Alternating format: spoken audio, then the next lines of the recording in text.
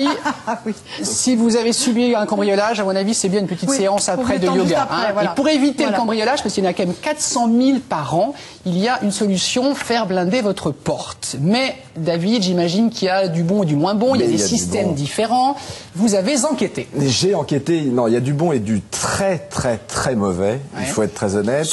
Surtout ça. Alors vous parliez de 400 000 cambriolages, c'était en 2010. On a eu une progression sur les 12 derniers mois de 17,8% sur la France, de 164% dans certaines villes du Nord. Donc il y a une bonne activité, une bonne reprise. Évidemment, conséquence de la crise. Voilà, conséquence de la crise, voilà, il y a un bon business. Et la chose qui est importante, c'est de savoir que 80% des voleurs passent par la porte quand ils veulent venir chez vous. Voilà, donc il n'y a rien de plus accueillant qu'une porte d'entrée.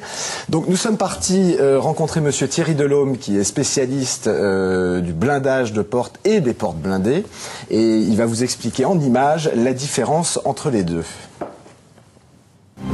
Face à l'augmentation significative des cambriolages et à la prolifération sur le marché de portes dites blindées, nous sommes partis à la rencontre de monsieur Thierry Delhomme, spécialiste de la question, afin de savoir comment acheter en toute connaissance de cause la porte qui protégera véritablement votre foyer.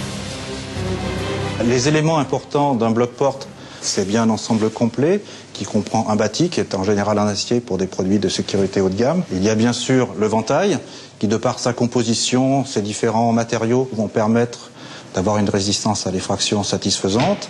Bien sûr, il faut avoir une serrure de qualité, qui est une serrure dite multipoint. Donc à savoir, on n'a pas simplement un pin central, mais on a 3 ou 5 pins. Et du côté des pivots, il faut avoir des pivots de bonne qualité. Et dans notre jargon, on a ce qu'on appelle des systèmes anti-dégondage, qui ferait que même si le cambrioleur, par un moyen ou par un autre, allait casser les pivots, on ne pourrait pas enlever la porte. S'il est impossible à l'œil nu de faire la différence entre une bonne et une mauvaise porte blindée, il existe pour cela la norme A2P. Créée par les assureurs, vous la trouverez toujours apposée sur les modèles qui ont fait leurs preuves. Elle se décline en 3 classes. En fonction de la classe visée, il y a un temps de laboratoire en dessous duquel la porte ne doit pas s'ouvrir. Alors ces temps, il faut les manier avec précaution, ils sont de 5, 10 et 15 minutes. On peut considérer qu'un cambrioleur qui reste déjà 5 minutes sur un palier, c'est énorme. Quand on achète un produit, quel qu'il soit, dans un grand magasin et qu'on décide de l'installer soi-même, on prend le risque de commettre une erreur, de mal installer le produit. Sur les affaires trop prometteuses, on peut avoir des produits dits de sécurité qui s'ouvrent en quelques secondes ou quelques dizaines de secondes.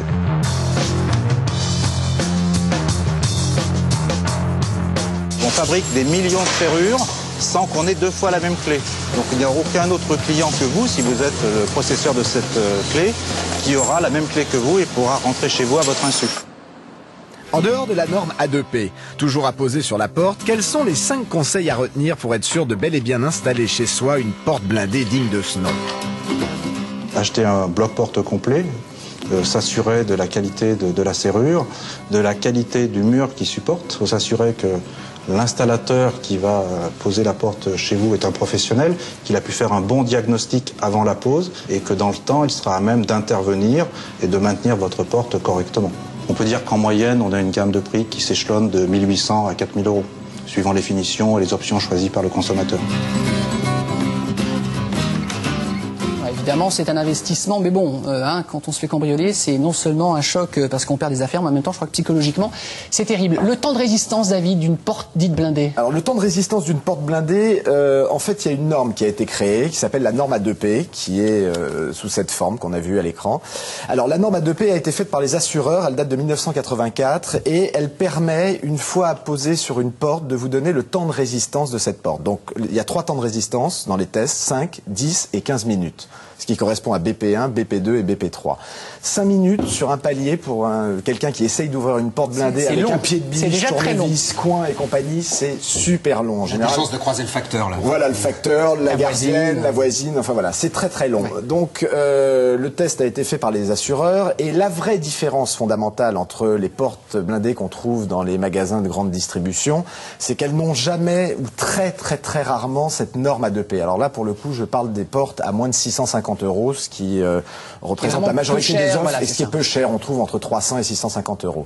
Donc, ça veut dire, David, pardon, que c'est pas très efficace. Non, objectivement, voilà. Un coup d'épaule, un coup de pied, on peut rentrer. Parce qu'il y a une chose qui est très très importante et qui est dite dans le reportage, c'est on ne parle pas de porte blindée, on parle de bloc porte blindée, puisque l'arceau métallique qui est autour et qui est la jonction entre la porte et le mur il est fondamental. L'autre point fondamental, c'est de faire vérifier par un professionnel l'état de son mur, parce que vous pouvez avoir un mur qui est en parpaing ou un mur effectivement en placo, c'est pas du tout la même chose. Et donc dans ce cas-là, le mur part avec la porte. Le mur part avec la porte et vous avez des types, on le voit là, nos trois amis du départ qui sont bien baraqués, à mon avis un bon coup d'épaule et ils partent avec le mur. Donc voilà, donc la chose qui est très très importante et fondamentale, c'est de faire appel à un professionnel. Vous ne posez pas la porte par vous-même parce que vous n'êtes pas un professionnel de la sécurité, vous ne connaissez pas les normes, vous ne savez pas où intervenir et sur quel point faire attention. Ça, c'est la chose fondamentale. Donc, le magasin de grande distribution où on part avec sa porte dans le coffre de la voiture et on va l'installer, on évite. Oui, on évite. L'autre chose importante, vous parliez de prix, entre 1 500 et 4 000 euros pour une porte blindée. En général, quand on subit une effraction, le voleur repart avec à peu près en moyenne 5 000 euros de biens. Démonstration est faite. Démonstration est faite. Une porte blindée est moins chère qu'une effraction et un cambriolage. Le sur-mesure existe, David. Est-ce que c'est beaucoup plus cher du coup? Le sur-mesure existe. C'est pas plus cher. En fait, les prix qui ont été donnés sont sur mesure. Le leader français de la porte blindée ne fait que du sur-mesure. Donc c'est assez intéressant qu'on est dans son usine parce que toutes les portes ont une commande spécifique. À moins d'habiter dans un appartement témoin avec une belle porte bien standard et des proportions qui ont bien été respectées, on sait après que dans les autres maisons, même dans le neuf, les proportions n'ont jamais été totalement respectées. Il y a toujours des finitions à rafistolage. Donc voilà. Et dans l'ancien, il n'y a pas du tout de normes. Bien sûr. Nouvelle tendance, me disiez-vous, me confiez-vous, en matière de protection au sein des maisons, des habitations? Alors en matière de protection, il y a une chose qui est très importante. Il y a la panic room aux États-Unis. Vous aviez vu le film avec Jodie Foster. Cette pièce où effectivement, quand le cambrioleur est là, on peut aller se cacher. Il y a une nouvelle tendance qui est en train d'arriver et qui arrive par la Belgique en Europe. C'est des foyers qui se font équiper d'une première porte blindée pour la porte d'entrée et qui apposent une deuxième porte blindée. Alors, devinez sur quelle partie de l'appartement ou de l'habitation? Le coffre-fort. Non, c'était une bonne réponse. Mais non, la vraie réponse, c'est sur la porte de la chambre à coucher. Donc, parce qu'on craint pour sa propre vie et de se prendre ou qu'on vienne vous emprunter votre épouse. C'est peut-être ça aussi. Non, on craint pour sa propre vie. Non, mais on a vu des horreurs pareilles. On a vu des horreurs. Il y a effectivement aujourd'hui une forme de... Enfin, je pense que la société amène une forme de psychose et donc on a deux portes blindées. Qui a dit qu'il n'allait surtout pas blinder la porte de la chambre à coucher pour qu'on prenne bien l'épouse? C'est du beau, bravo, on va le dénoncer. De temps en temps la laisser ouverte. Oui, c'est ça. Et là, dans ce cas-là, c'est pour l'époux de Christelle. Elle est belle, l'équipe de cet programme. Alexandre.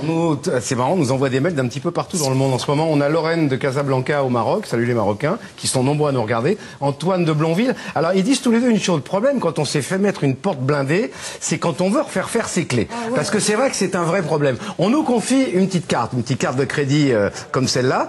Et alors, si le problème, c'est que si on perd cette petite carte de crédit, on ne peut plus refaire faire des clés et elle coûte horriblement cher. Alors, ça n'est pas vrai, Alexandre. Ah, bah, tant mieux. Voilà une bonne nouvelle, monsieur David. Ça n'est pas vrai. Alors, on voyait dans le reportage, je vais vous montrer le nouveau type de clés de porte blindée. Ce sont des clés en 3 dimensions. Les clés avant étaient en 2 dimensions. Attendez, il faut qu'on la... Prêtez-la moi, voilà, je vais vous la prêter. Ça sera plus simple. Chez vous maintenant. Voilà, tenez, vous allez venir à la maison. La petite carte, hein. Alors, quand vous achetez votre porte blindée, on vous remet 4 clés. Et avec ces 4 clés, on vous remet une carte magnétique. Vous pouvez, à partir de ce moment-là, appeler le centre de l'organisme qui vous a vendu la porte pour refaire faire autant de clés que vous voulez. Alors, ces clés auront un point jaune dessus, ce qui vous permettra de savoir que ce sont des clés qui ont été refaites. Là, j'ai un point rouge, David. Voilà, là, c'est un point rouge parce que c'est ma clé. Mais si c'est un point jaune, ça a été refait. C'est une clé qui a été une énième copie. L'autre chose très importante à savoir, c'est que sur certaines portes blindées, vous avez une double serrure, ce qui fait que quand vous partez en vacances, si vous ne voulez pas que la nounou ou la femme de ménage ou votre gardienne rentre chez vous, vous fermez cette double serrure et vous êtes tranquille. David, c'était parfaitement clair. Merci et bravo à vous.